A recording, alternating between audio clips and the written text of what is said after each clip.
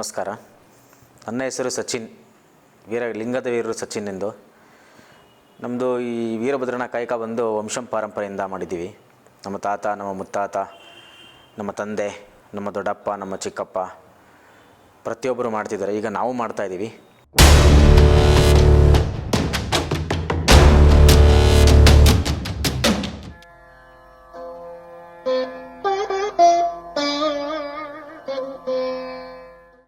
ಮುಂದೆ ನಮಗೆ ಹುಟ್ಟುವಂಥ ಮಕ್ಕಳು, ಅವರ ಮಕ್ಕಳು ಇದೇ ಥರ ನಮ್ಮದು ಒಂದು ವೀರಗಾಸೆ ಕಲೆನ ಮಾಡಿಕೊಂಡು ಮುಂದುವರಿಸ್ಕೊಂಡು ಹೋಗ್ಬೇಕು ಅನ್ನೋದು ನಮಗೊಂದು ಆಸೆ.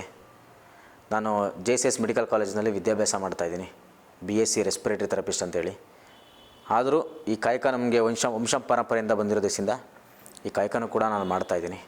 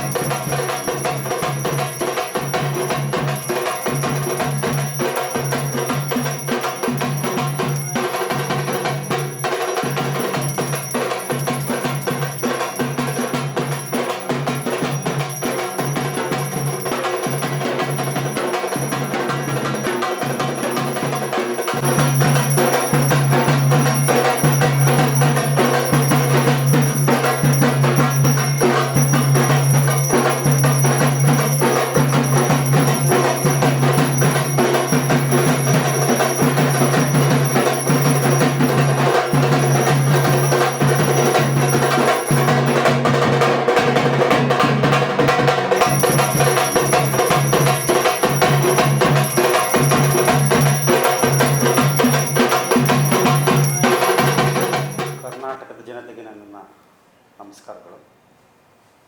ನನ್ನ ಹೆಸರು ಲಿಂಗದ ವೀರರು ಶಿವಕುಮಾರ್. ಮೂಲತಃ ನಾನು ನಾಗಮಂಗಲದಿಂದ ಬಂದವನು. ಮೈಸೂರಿಗೆ ಬಂದು 35 ವರ್ಷಗಳ ಕಾಲ ಆಯಿತು. ಪಕ್ಕದಲ್ಲಿ ಕೂತಿರೋ ನನ್ನ ಮಗ NS ಸಚಿನ್ ಹಾಗೂ ಇವರು ನನ್ನ ಮಗ ಚೇತನ್ ಕುಮಾರ್ ಅಂತ. ಹೀಗೆ ನಾವು ಲಿಂಗದ ವೀರದ್ದು ವಂಶದವರು. ಕಳೆದ 5 ತಲೆಮಾರದಿಂದ ಬಂದಿರೋ ಒಂದು ಕಾಯಕ ಇದು ನಮ್ಮದು. ಈಗ ಹಾಲಿರೋ ವಾಸ ನಾನು ಮೈಸೂರಿಲಿದ್ದೀನಿ. ಇದು ನಮ್ಮದು ಪ್ರೊಫೆಷ್ನಲ್ ವೀರಭದ್ರನ ಕುಣಿತ. ಈಗ ನನಗೆ 5 ತಲೆಮಾರು, ನಮ್ಮ ಮುತ್ತಾತ, ನಮ್ಮ ತಾತ, ನಮ್ಮ ತಂದೆ, ನಾವುಗಳು, ನಮ್ಮ ಅಣ್ಣ ತಮ್ಮಂದಿರು 3 ಜನ. ಒಬ್ಬರು ರಾಜ್ಯ ಪ್ರಶಸ್ತಿ ವಿಜೇತರು N ಮಹಾದೇವಪ್ಪನವರು, ಇನ್ನೊಬ್ಬರು ಡಾಕ್ಟರ್ ರುದ್ರೇಶ್ ಪ್ರಸಾದ್, ಅವರು ಕೂಡ ವೀರಭದ್ರನ ಕುಣಿತದವರು. ನಾವು ಸುಮಾರು ನಮ್ಮ ಒಂದು ಕುಟುಂಬದಲ್ಲಿ 9 ಜನ ಇದ್ದೀವಿ ಲಿಂಗದ ವೀರರಾಗಿ. ನಾವು 3 ಜನ ಅಣ್ಣ ತಮ್ಮಂದಿರು. ನಮ್ಮ 3 ಜನಕ್ಕೆ ನನ್ನ ಮಗ, ಈ ಮಗ 3 ಜನರು 6 ಜನ, ನಮ್ಮ ಅಕ್ಕನ ಮಕ್ಕಳು 3 ಜನ, 9 ಜನ ಈ ಕಾಯಕವನ್ನು ನಿರಂತರವಾಗಿ ವೀರಭದ್ರನ ಸೇವೆನ ಇಲ್ಲಿವರೆಗೂ ಮಾಡ್ಕೊಂಡು ಬರ್ತಾ ಇದ್ದೀವಿ.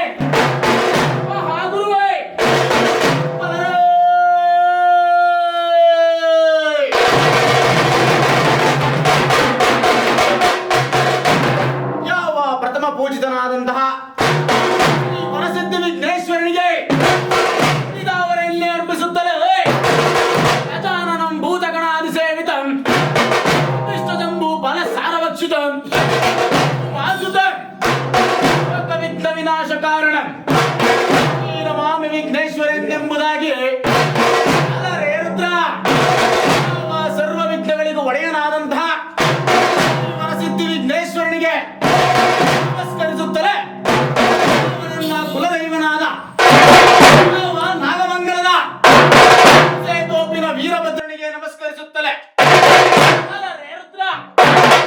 ವಾದ್ಯ ಕೀಲವೋಲಗ 9 ವಾದ್ಯ ವೈಭವಗಳೊಂದಿಗೆ ವೀರಭದ್ರ ದೇವನು ಕಾಲುಗಳಿಗೆ ಕಾಲು ಜಾವ ಲಿಂಗ ಮೆರಡಕ್ಷರಗಳಲ್ಲಿ ಉದ್ಭವಿಸು ಲಿಂಗ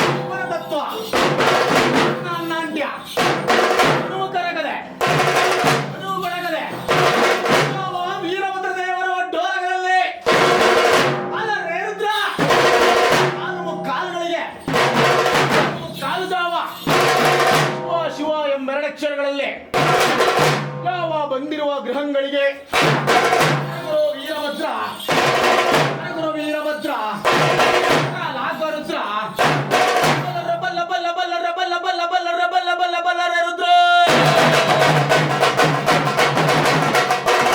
ಬಲ್ಲರ ಬಲ್ಲ ಬಲ್ಲ ಬಲ್ಲರ ಬಲ್ಲ ಬಲ್ಲ ಬಲ್ಲರ ಬಲ್ಲ ಬಲ್ಲ ರುದ್ರ, ಬಲರೆ ಬಲರೆ ಬ ಹಾಲುವರೆ, ಹಾಲುವರೆ ಬಾಲ್ವರೆ ಬಲರೆ ಎಂದೆಂಬುದಾಗಿ ಹರಗುರು ಜಲಮೂರ್ತಿಗಳಿಗೆ ನಮಸ್ಕರಿಸುತ್ತಲೇ ವಿಸುರಿಂಗ ಅಂಗೆ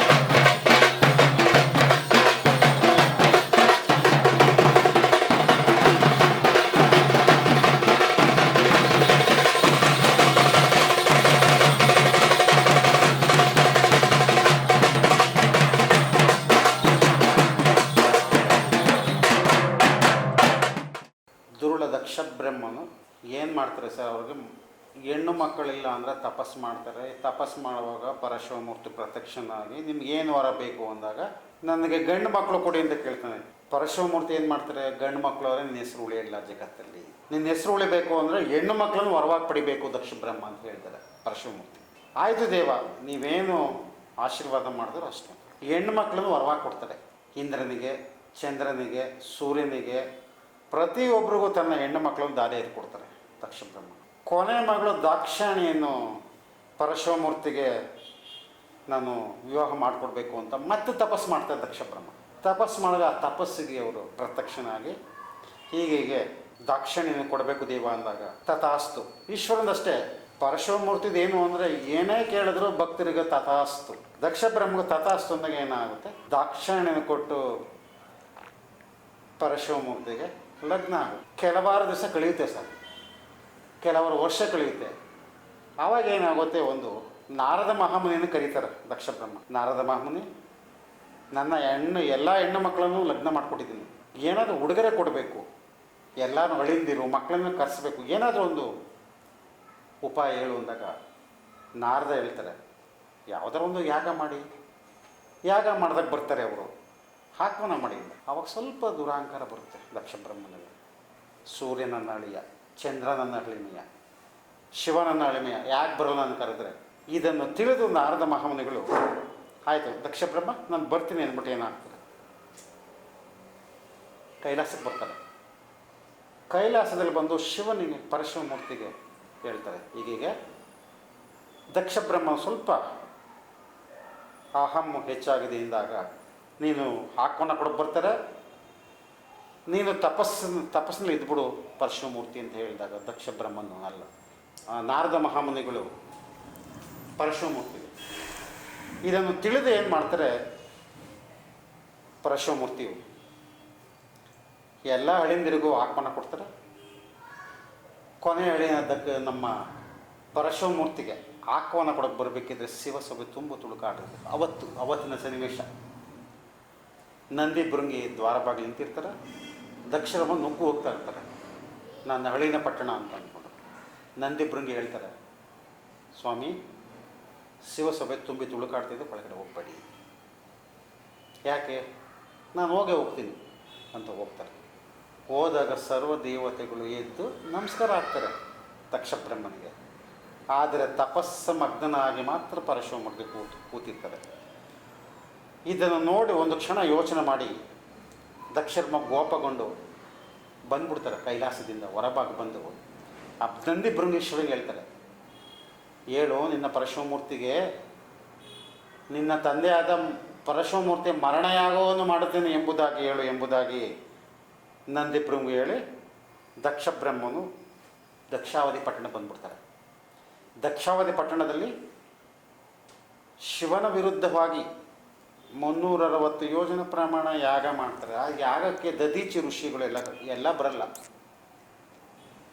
ಶಿವನಿಲ್ಲದೆ ದಕ್ಷ ಯಾಗವೇ ಇಲ್ಲ, ಶಿವನಿಲ್ಲದೆ ಯಾಗವೇ ಇಲ್ಲ, ಶಿವನು ಬಂದರೆ ಮಾತ್ರ ಯಾಗ ಎಂಬುದಾಗಿ ಹೇಳ್ತಾರೆ. ಇವರು ಏನು ಮಾಡ್ತಾರೆ, ದಕ್ಷ ಮನೆ ಬರಲೇಬೇಕು ಎಂಬುದಾಗಿ ದದೀಚಿ ಋಷಿಗೆ ಮಹರ್ಷಿಗೆಲ್ಲರೂ ಹೇಳ್ತಾರೆ. ಇವನ ಒಂದು ಬಲವಂತದಿಂದ ಋಷಿಗಳು ಮನಸ್ಸಿಲ್ಲ ಅವ್ರಿಗೆ ಯಾಗ ಬರಬೇಕು ಅಂದರು, ಆದರೂ ಬರ್ತಾರೆ. ಬಂದಾಗ ಏನು ಮಾಡ್ತಾರೆ, ಯಾಗ ಮಾಡ್ತಾರೆ. ಆ ಯಾಗದ ಜ್ವಾಲೆ ಏನಾಗುತ್ತೆ, ಕೈಲಾಸಕ್ಕೆ ಮುಟ್ಟುತ್ತೆ. ಕೈಲಾಸ ಮುಟ್ಟಾಗ ಏನಾಗುತ್ತೆ, ಪರಶಿವಮೂರ್ತಿಯು ಜಲ ಬೆವರ್ತಾರೆ. ಏನು ಈ ಯಾಗದ ಜ್ವಾಲೆ ನನಗೆ ತಾಗ್ತದಲ್ಲ ಎಂಬುದಾಗಿ ಹೇಳಿದಾಗ ದಾಕ್ಷಾಯಣಿ ದೇವಿಗೆ ಗೋಚರವಾಗುತ್ತೆ. ನನ್ನ ತಂದೆ ಯಾಗ ಇಟ್ಟಿದ್ದಾರೆ, ಆ ಯಾಗ ನಿಲ್ಲಿಸಬೇಕು ಎಂಬುದಾಗಿ ಪರಶಿವಮೂರ್ತಿ ಕೇಳ್ತಾರೆ. ನಾನು ಹೋಗಿ ಬರ್ತೀನಿ ಶಿವನೇ, ನನಗೆ ಅಪ್ಪಣೆ ಕೊಡು, ದಕ್ಷ ಬ್ರಹ್ಮನ ಪಟ್ಟಣಕ್ಕೆ ಹೋಗಿ ಬರ್ತೀನಿ, ನಿಲ್ಲಿಸ್ತೀನಿ, ಅದನ್ನ ನನ್ನ ತಂದೆಗಳಿಗೆ ನಿಲ್ಲಿಸ್ತೀನಿ. ನನ್ನ ತಂದೆದೊಂದು ಏನು ಹಠ ಅಂದರೆ, ಯಾವುದೇ ಯಾಗ ಮಾಡಿದ್ರೂ ಬಿಡಲ್ಲ, ಪೂರ್ಣಾವತಿ ಆಗೋರ್ಗೂ ಬಿಡಲ್ಲ. ನಮ್ಮ ತಂದೆ ಹಠ, ನನ್ನ ಹಠ ನಿಲ್ಲಿಸಿ ಬರ್ತೀನಿ ಯಾಗನ ಅಂದ್ಬಿಟ್ಟು ಹೇಳ್ತಾರೆ. ದಾಕ್ಷಾಯಣಿ ಹೋಗಬೇಡ, ನೀನು ಹೋದರೆ ಅಪಮಾನವಾದ ಮುಖವನ್ನು ಮಾತ್ರ ತರಬೇಡ ಕೈಲಾಸಕ್ಕೆ ಎಂಬುದಾಗಿ ಅಪ್ಪಣೆ ಮಾಡಿ ಹೇಳ್ತಾರೆ, ಅಪ್ಪಣೆ ಕೊಡ್ತಾರೆ. ನಂದಿಯನ್ನೇರಿ ದಾಕ್ಷಾಯಣಿಯು ದಕ್ಷಾವಧಿ ಪಟ್ಟಣಕ್ಕೆ ಬರ್ತಾರೆ. ಬಂದಾಗ ಏನಾಗುತ್ತೆ, ಯಾರೂ ಮಾತಾಡಿಸಲ್ಲ, ಅಕ್ಕ ತಂಗಿದಿರು, ತಾಯಿ, ಯಾರೂ ತಂದೆ ಯಾರೂ ಮಾತಾಡಿಸಲ್ಲ. ಇವಳಿಗೆ ಅವಮಾನ ಆಗುತ್ತೆ. ಯಾರೋ ತಂದೆಯಮ್ಮ ಮೋಕಾರದ ಬಂದೆ ಆದರೂ ಯಾರೂ ಮಾತಾಡಿಸಲ್ವಂತ ಆ ಯಾಗದ 3 ಸುತ್ತು ಬಂದು ನನ್ನ ವರಪುತ್ರನೆಲ್ಲ ನಿನ್ನ ಸಂಹಾರವಾಗಲಿ ಎಂಬುದಾಗಿ ದಾಕ್ಷಾಯಣಿ ಆ ಅಗ್ನಿಕುಂಡಕ್ಕೆ ಬಿದ್ದೋಗ್ತಾರೆ. ಈ ವಿಷಯವನ್ನು ನಂದೀಶ್ವರ ಕೈಲಾಸದಲ್ಲಿ ಪರಶಿವಮೂರ್ತಿಗೆ ಹೇಳ್ತಾರೆ. ಆಗಲೇ ಪರಶಿವಮೂರ್ತಿಯು ಡಮರ್ಗವನ್ನು ಹಿಡಿದು ತ್ರಿಶೂಲವನ್ನು ಹಿಡಿದು ಆ ಅಗ್ನಿಕುಂಡಕ್ಕೆ ಬಿದ್ದ ದಾಕ್ಷಾಯಣಿಯನ್ನು ಅದನ್ನು ಒತ್ತಿಕೊಂಡು ಹೋಗಿ ಅದಕ್ಕೆ ಪೂಜೆಯನ್ನು ಮಾಡಿ ಪಾರ್ವತಿ ಅಂತ ಇಟ್ಕೋತಾರೆ. ಆ ಜ್ವಾಲೆಯು ಇನ್ನೂ ವಿಪರೀತ ಆಗುತ್ತೆ. ದಕ್ಷಬ್ರಹ್ಮನ ಯಾಗದ ಜ್ವಾಲೆ ಇನ್ನೂ ವಿಪರೀತ ಆಗಿ ಆಗಲೇ ಜಲಜನನ ಬೆವತಿ ಪರಶಿವಮೂರ್ತಿಯು ಜಟೆ ಬೆವರಂ ತೆಗೆದು ಆ ಕೈಲಾಸಕ್ಕೆ ಬಡಿತಾರೆ. ಆಗಲೇ ಚಂಡಿ, ಚಾಮುಂಡಿ, ದುರ್ಗಿಯರು ಎಲ್ಲ ಮಾರಿ ಹುಡ್ತಾರೆ. ಅವ್ರು ಕೇಳ್ತಾರೆ, ಪರಶಿವನೇ ನನ್ನನ್ನು ಸೃಷ್ಟಿಸಿದ ಕಾರಣವೇನು ಎಂಬುದಾಗಿ. ನನ್ನ ವೈರಿ ದಕ್ಷಿಣ ಭಾಗದಲ್ಲಿದ್ದವನು ದಕ್ಷಬ್ರಹ್ಮನ ಪಟ್ಟಣದಲ್ಲಿ ಅವನು ಸಂಹಾರ ಮಾಡಿ ಬನ್ನಿ ಎಂಬುದಾಗಿ ಮಾರಿ, ಚಂಡಿ, ಚಾಮುಂಡಿ ಎಲ್ಲ ಹೇಳ್ತಾನೆ. ಅವರೆಲ್ಲ ಹೊರಡ್ತಾರೆ. ಅಲ್ಲಿ ಹೋದಾಗ ಏನಾಗುತ್ತೆ, ಆ ಯಾಗದಲ್ಲಿ ಸುತ್ತ ಭಟ್ರು ನಿಂತಿರ್ತಾರೆ. ಭಟರುಗಳಿಗೆ ಹೇಳ್ತಾರೆ ದಕ್ಷ ಬ್ರಹ್ಮಣ, ಅವರ ಬಾಯಿಗೆ ಬೀಗವನ್ನು ಹಾಕಿ ಕಳಿಸಿ ಅಂದರೆ ಎಂಬುದಾಗಿ ಎಲ್ಲರ ಬಾಯಿಗೆ ಬೀಗ ಹಾಕ್ಬಿಡ್ತಾರೆ. ಆವಾಗ ಏನು ಮಾಡ್ತಾರೆ, ಅವರು ತಿರ್ಗಾ ವಾಪಸ್ಸು ಪುನಃ ಅವರು ಕೈಲಾಸಕ್ಕೆ ಬರ್ತಾರೆ. ಕೈಲಾಸದಿಂದ ನಮ್ಮ ಶಿವನ್ ನೋಡ್ತಾರೆ, ಓಹೋ ನಿಮ್ಮ ಕೈಲಿ ಆಗೋ ಕೆಲಸಗಳು ಎಂಬುದಾಗಿ ನೀವು ಭೂಲೋಕದಲ್ಲಿ ಒಂದೊಂದು ಊರಿಗೆ ಮಾರಮ್ಮನಾಗಿ ಹುಟ್ಟಿ ಎಂಬುದಾಗಿ ಶಾಪ ಕೊಟ್ಟು ಕಳಿಸ್ಕೊಟ್ಬಿಡ್ತಾರೆ. ಆಗಲೇ ವಿಪರೀತ ಜ್ವಾಲೆಯಾಗ ಬಲಗಡೆಯ ಕಿಡಿಗಣ್ಣ ಬೆವರಂ ತೆಗೆದು ನಮ್ಮಯ್ಯ ಪರಶುಮೂರ್ತಿಯು ಕೈಲಾಸದ ಧರಣಿಗೆ ಹಪ್ಪಳಿಸಿದಾಗ ವೀರಭದ್ರ ದೇವರು ಹುಡ್ತಾರೆ. ವೀರಭದ್ರ ದೇವರು ಹುಟ್ಟಾಗ 32 ಬಿರುದಾವಳು, ಕರದಲ್ಲಿ ಖಡ್ಗ, ಕರಿಕತ್ತಿ, ನಾಗಕತ್ತಿ, ನಾಗಬಿಲ್ವ ಕತ್ತಿ ಮುಂತಾದ 32 ಬಿರುದಾವಳಿಗಳು. 32 ಬಿರುದಾವಳಿ ನಿಂತು ನೋಡಿದ ತಕ್ಷಣ ಪರಶುವಿನಿಗೆ ಆಶ್ಚರ್ಯ ಆಗುತ್ತೆ. ಓಹೋ, ನನ್ನ ಸೃಷ್ಟಿದ ಕಾರಣವೇನು ಪರಶುಮೂರ್ತಿ ಎಂಬುದಾಗಿ ಹೇಳಲಾಗಿ ನಮ್ಮಯ್ಯ ವೀರಭದ್ರ ದೇವರು ಆಗಲೇ ವೀರಭದ್ರ ದೇವರಿಗೆ ಹೇಳ್ತಾರೆ, ವೀರಭದ್ರ ದಕ್ಷ ಬ್ರಹ್ಮನ ಪಟ್ಟಣಕ್ಕೆ ಹೋಗಿ ಸಂಹರಿಸಿ ಬಾ ಎಂಬುದಾಗಿ. ಆಗಲೇ ವೀರಭದ್ರರು ಚಂಡಿ, ಚಾಮುಂಡಿ, ದುರ್ಗಿ ಎಲ್ಲರನ್ನೂ ಕರ್ಕೊಂಡು ಹೋಗ್ತಾರೆ ಬೆಂಗಾವಲಾಗಿ. ಹೋದಾಗ ಏನಾಗುತ್ತೆ, ದಕ್ಷ ಬ್ರಹ್ಮನ ಪಟ್ಟಣ ಕಪ್ಪಾಗೋಗುತ್ತೆ. ಇದೇನೀಗ ಸೂರ್ಯ ಉದಯ ಆಯಿತು ತಕ್ಷಣ ಕಪ್ಪಾಯ್ತಲ್ಲ ಎಂಬುದಾಗಿ ನೋಡುತ್ತಿಲ್ಲ ವೀರಭದ್ರ ದೇವರು ನಿಂತಿರ್ತಾರೆ. ಆ ವೀರಭದ್ರ ದೇವ್ರಿಗೆ ನೋಡ್ತಾರೆ, ನೀನು ಯಾರು ಎಂಬುದಾಗಿ. ನಾನು ಪರಶಿವನ ಪುತ್ರ ವೀರಭದ್ರ ಅರ್ಧ.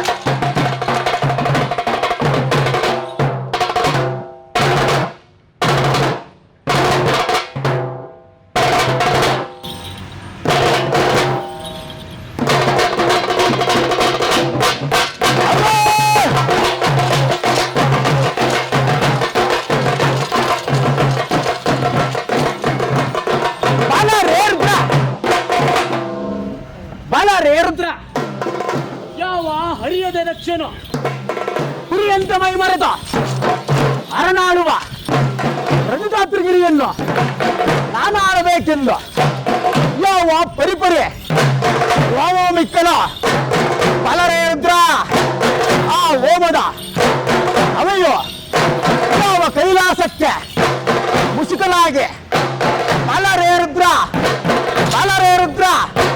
ಕೈಲಾಸಕ್ಕೆ ಮುಸುಕಲಾಗಿ ಬಲರೇ ರುದ್ರ ಆಗ ನಮ್ಮ ಜಗದೊಡೆಯನಾದ ಜಗದೀಶ್ವರನ ಬಲರೇ ಬಲ ಬಲ ಬಲ ಬಲ ಬಲ ಬಲ ಬಲ ಬಲ ಬಲ ಬಲ ಬಲ ಬಲ ಬಲ ಬಲ ಬಲ ಬಲ ಬಲ ರುದ್ರೇ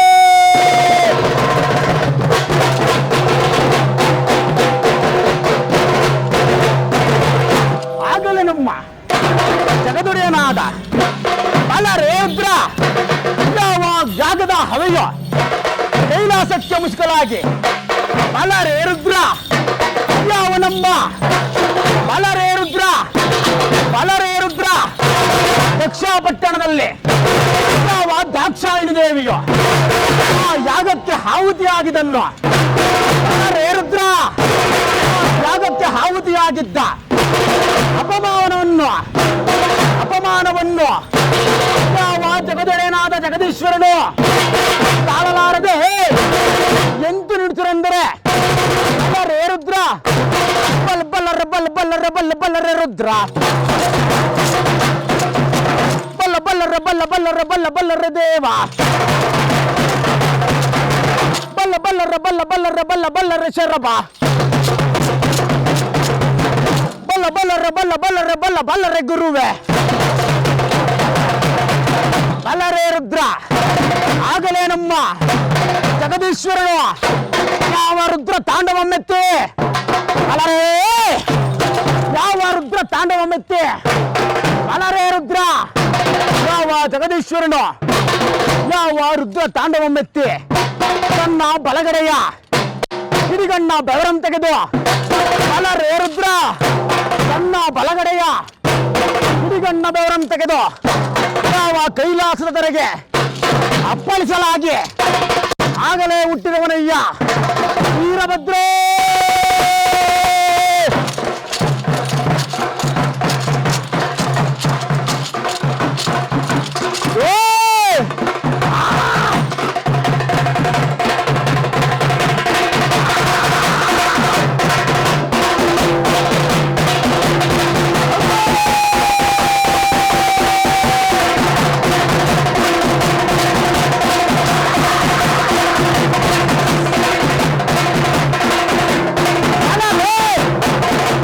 ಬಲರೇ ರುದ್ರ ವೀರಭದ್ರನು ಹುಟ್ಟಿದಾಗಲೇ ಬಲರೇ ರುದ್ರ.